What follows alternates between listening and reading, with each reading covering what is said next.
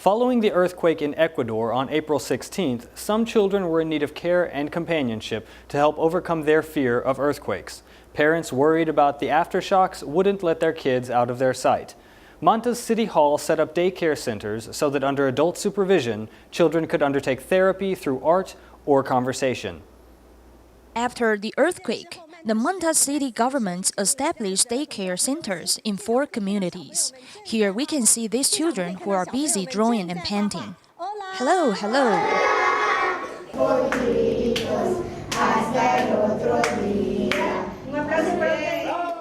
After the earthquake, Manta received disaster aid from Japan and quickly established 4 child daycare centers called SER.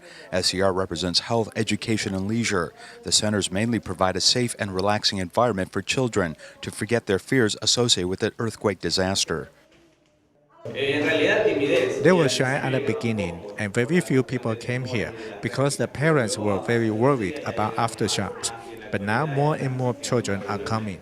Furthermore, earthquake damage to homes means that many students now have to take turns going to class with just half-day schedules. When they don't have class, they simply come here, where adults can supervise them. I like to come here every day because I can learn to draw. Are you still scared of earthquake? No. The person who initiated this service is the wife of the Manta mayor, who wanted to change the mindset of those in the community from earthquake victims to survivors by giving these children a positive place to recuperate.